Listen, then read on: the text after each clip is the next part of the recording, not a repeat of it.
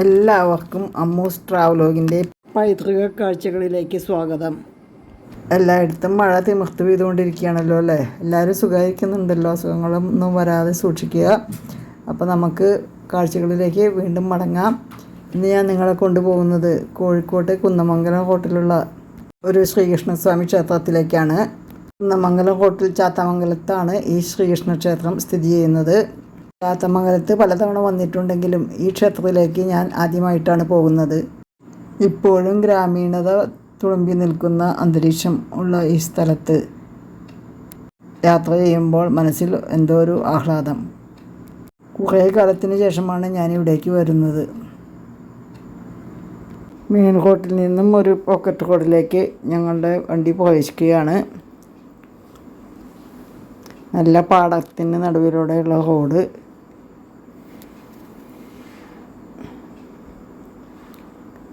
ഇവിടെ അങ്ങനെ ലൈറ്റൊന്നുമില്ല, സ്ട്രീറ്റ് ലൈറ്റുകളൊന്നും അങ്ങനെ ഇല്ല അധികം. ഇപ്പോഴും പഴയ ഗ്രാമീണത നിലനിൽക്കുന്ന അന്തരീക്ഷം. കഴിഞ്ഞ ആഴ്ചയിലായിരുന്നു ഈ അമ്പലത്തിലെ പ്രതിഷ്ഠാ ദിനം. ഇപ്പോൾ ഞങ്ങളൊരു ചെറിയ പാലത്തിന്മേൽ കൂടെയാണ് പോകുന്നത്. ഒരു തോട് കാണുന്നുണ്ട്. ചാലിയാർ പുഴയുടെ കൈവഴിയാന്ന് തോന്നുന്നു. സന്ധ്യ നേരത്തെ ഈ അന്തരീക്ഷത്തിൽ കൂടി പോകുമ്പോൾ ചെറുപ്പകാലത്തെ പല കാര്യങ്ങളും ഇങ്ങനെ ഓർമ്മ വരികയാണ്. അതവിടെ ഒരു മുസ്ലിം പള്ളി കണ്ടു. ചെറുപ്പകാലത്ത് അമ്പലത്തിലേക്ക് നടന്നു പോയിരുന്ന കാര്യമാണ് ഓർമ്മ വരുന്നത്. ഞങ്ങൾ അമ്പലത്തിൻ്റെ അടുത്ത് എത്തിയിട്ടോ. കുറച്ച് സ്റ്റെപ്പ് കയറിയിട്ട് വേണം അമ്പലത്തിലേക്ക് കയറാൻ. ചെറിയ കുന്നിൻ്റെ മുകളിലാണ് ക്ഷേത്രം. ഇനിയുള്ള കാഴ്ചകൾ കണ്ടും കേട്ടും അറിയാം കേട്ടോ. അമ്പലമുറ്റത്തു നിന്നുള്ള കാഴ്ച വളരെ മനോഹരമാണ്. കുറച്ച് നേരത്തെ എത്താത്തതിൽ വളരെ സങ്കടം തോന്നി.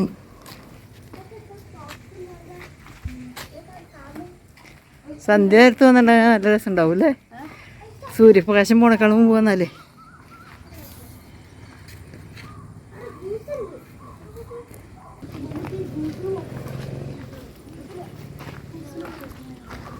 മനസ്സിന് നല്ല ശാന്തി നൽകുന്ന ഒരു അന്തരീക്ഷം അല്ലേ? നല്ല രസമുണ്ട് കാണാൻ. ഇവിടെ സ്റ്റെപ്പ് ഉണ്ട് തോന്നുന്നു അല്ലേ? ഇറങ്ങാൻ 1500 വർഷത്തിലധികം പഴക്കമുണ്ടെന്നാണ് പറയുന്നത് ഈ ക്ഷേത്രത്തിന്. ഞങ്ങളിതാ ക്ഷേത്രത്തിൻ്റെ മുൻവശത്തെത്തി.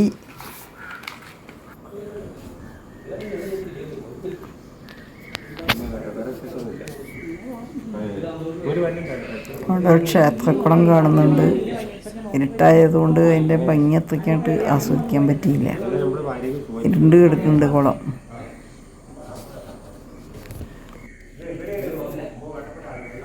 അവർ കുളത്തിലേക്കുള്ള ഗേറ്റ് തുറന്നു തന്നു. അപ്പോൾ അടുത്ത് വന്ന് നോക്കുമ്പോൾ കാണുന്ന കാഴ്ചയാണിത്.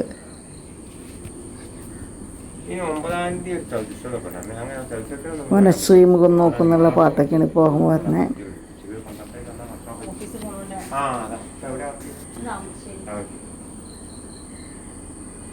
നല്ല പ്രതിബിംബങ്ങളല്ലേ കുളത്തിൽ കാണുന്നത്. ചീവീടുകളുടെയും മണ്ണട്ടകളുടെയും ഒക്കെ ശബ്ദം വീണ്ടും കുട്ടിക്കാലത്തിലേക്ക് തിരിച്ചു കൊണ്ടുപോകുന്നു.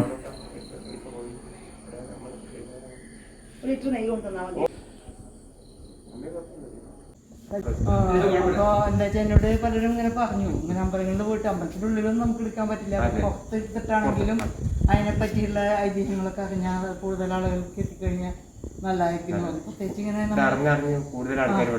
അതെ, എന്താ വെച്ചാൽ നമുക്ക് നമ്മുടെ അമ്പലങ്ങളെ പറ്റി കുറേ പേർക്കൊന്നും അറിയില്ല, ഈ ചെറിയ ചെറിയ അമ്പലങ്ങളെ പറ്റി.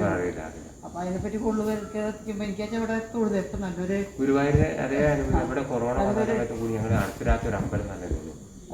അടക്കം അടച്ചിട്ടുണ്ട്.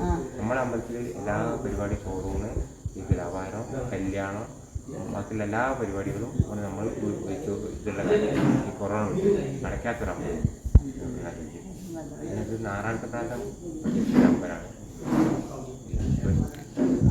നാറാണപ്രാന്തനാണ്. അപ്പോൾ 12 ലക്ഷക്കാരാണ് ഇത് നടത്തുന്നത്. സ്വകാര്യ ട്രസ്റ്റായിട്ടാണ് നടത്തുന്നത്. അപ്പോൾ അവരിന്നൊന്നും അങ്ങനെയൊന്നും കൊണ്ടുപോയില്ല. അവിടെ കിട്ടുന്ന സാധനങ്ങൾ ഇവിടെ തന്നെ അങ്ങനെ ഇന്ത്യക്കാരൊന്നും ഒന്നും കൊണ്ടുപോയില്ല. അവർ ഇവിടുന്ന് അങ്ങനത്തെ ഏറ്റവും സ്ഥലം അവർക്ക് ഇവിടുത്തെ കാര്യങ്ങളങ്ങനെ നടത്തിയപ്പോൾ കൊല്ലം കയറുമ്പോൾ ഓരോരോ കൊല്ലം വരുമ്പോൾ ഇവിടെ വന്ന് നോക്കുമ്പോൾ ഈ കഴിഞ്ഞ മാസം അങ്ങനെ ഇല്ലെന്നത് അടുത്ത കൊല്ലം വരുമ്പോൾ ഒന്നുകൂടി ചെയ്യും അങ്ങനെ കൂടി വരാത്ത സൗകര്യങ്ങളൊക്കെ ചെയ്ത് ഇനിയൊരു ഓഡിറ്റോറിയമൊക്കെ ഉണ്ടാക്കുന്നുണ്ട് കല്യാണ മണ്ഡപം. അതിപ്പോൾ അതിനിപ്പോൾ സ്ഥലം ഞങ്ങൾ ഈ വെള്ളം കയറിയതുകൊണ്ട് ഇവിടെ സ്ഥലത്ത് അമ്പലത്തിന് കുറച്ച് സ്ഥലമുണ്ട്, അമ്പലത്തിന് കുറച്ചൊരു സ്ഥലം കുറച്ച് പുറത്തുമുണ്ട്. അത് ഇതിനോടനുസരിച്ച് സ്ഥലങ്ങൾ ഏതെങ്കിലും കിട്ടിയാൽ ഇവിടെ ഉണ്ടാക്കണം. അത് അറിയുന്നത് ഞാൻ പറയുന്നത് നാരായണപ്രാന്ത പ്രതിഷ്ഠിച്ചതാണ്. കാര്യത്തിച്ചാൽ ബ്രാഹ്മണർ ഈ ആയിട്ട് ചെറിയൊരു ഇതുണ്ടായിരുന്നു വെച്ചാൽ ബ്രാഹ്മണർ കാണുമ്പോൾ ഇയാളെ ഒരു ചെറിയ രീതിയിലൊരു പരിഹരിച്ചു എന്നാണ് പറഞ്ഞത്. പഴയ ഒരു ഐതിഹ്യം. അപ്പോൾ ഈ കദളിക്കൽ കൊണ്ടുവരുമ്പോൾ ബ്രാഹ്മണരിൽ മുമ്പ് ഒരു മത്സ്യമാണ്. അപ്പോൾ അയാൾ മുട്ടിക്കിട്ട് ഇവിടെ അയാൾ കദളിയായി. അപ്പം അങ്ങനെ ചെറിയൊരു ഒക്കായ്മകളുണ്ട് നമ്മൾ പറഞ്ഞാൽ. എന്നാലും ഇപ്പോൾ പറയാം അതിൻ്റെ ദോഷങ്ങൾ നമ്മുടെ പ്രദേശപ്പെடும். അപ്പം അമ്പലം എത്ര കണ്ട് പുരോഗമിക്കുന്നു അത്രയും നമുക്ക് അതിനനുസരിച്ച് മാറ്റണം. അതിലാണ് ഇപ്പോൾ ആൾക്കാരൊക്കെ പറഞ്ഞപ്പോൾ ഗംഭീരമായിട്ടൊരു ഉത്സവം കഴിഞ്ഞു 7 കൊല്ലം ഉത്സവം കഴിഞ്ഞു.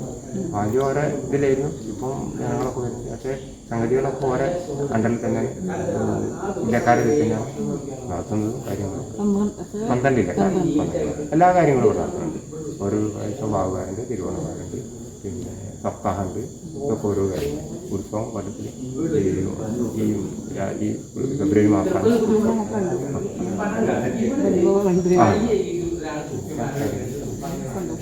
ഇനി വരി ഞാൻ പക്ഷേ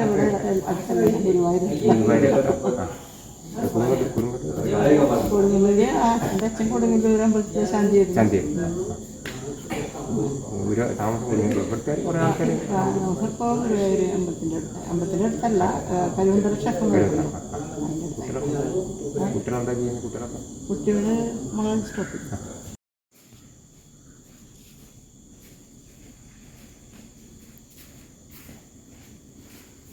പരിചയപ്പെട്ടതിൽ സന്തോഷം. എന്താ പേര്? അനിൽകുമാർ സദാശിവൻ. അപ്പോൾ എന്തായാലും പരിചയപ്പെട്ടതിൽ സന്തോഷം. അപ്പോൾ ഞാൻ അമ്മൂസ് ട്രാവലോഗ് എന്ന യൂട്യൂബ് ചാനലിന് വേണ്ടിയിട്ടാണ് നിങ്ങളൊക്കെ വിളിച്ചു വരുത്തിയത്. അപ്പോൾ സന്തോഷം. എല്ലാവരും ആ ചാനൽ കാണുക, സബ്സ്ക്രൈബ് ചെയ്യുക, ഷെയർ ചെയ്യുക, കമൻ്റ് ഇടുക. ഒന്ന് നിങ്ങൾ എന്തെങ്കിലും ഈ അമ്പലത്തിനെ പറ്റി എനിക്കൊന്നും എടുക്കാൻ കിട്ടിയില്ല. ഈ ചുറ്റുപാട് കിട്ടി, ഇങ്ങനെ കുറച്ച് അറിവ് കിട്ടി. ബാക്കിയുള്ള അറിവ് ഞാൻ കൂട്ടി തപ്പിയിട്ട് ഇടാം. അപ്പോൾ സന്തോഷം. ഞങ്ങൾ ഈ ക്ഷേത്രനടയിൽ നിന്നും പുറത്തിറങ്ങുകയാണ്. ശ്രീകൃഷ്ണ ഭഗവാന്റെ സന്താന ഗോപാല ധ്യാന രൂപത്തിലുള്ള പാർത്ഥസാരഥിയെ തൊഴുത് മടങ്ങുമ്പോൾ മനസ്സിനുള്ളിൽ ഒരു പ്രത്യേക ഊർജ്ജം നിറയുന്നതായി തോന്നുന്നു. 12 ഇല്ലങ്ങൾ അടങ്ങിയ ഒരു ട്രസ്റ്റിയാണ് ഈ ക്ഷേത്രത്തിൻ്റെ ഭരണം നടത്തുന്നത്. 1500 വർഷത്തോളം പഴക്കമുണ്ട്. പഴക്കമുള്ള കാലമാണ് ഈ ക്ഷേത്രത്തിന് എന്ന് പറയപ്പെടുന്നു. ഇതുപോലെയുള്ള കാഴ്ചകളും വിശേഷങ്ങളുമായി ഞാൻ നിങ്ങൾക്ക് മുമ്പിലെത്തുന്നതുവരേക്കും നമസ്കാരം പറയുന്നു. സസ്നേഹം, നിങ്ങളുടെ PM കോങ്ങാട്ടിൽ അമ്മു.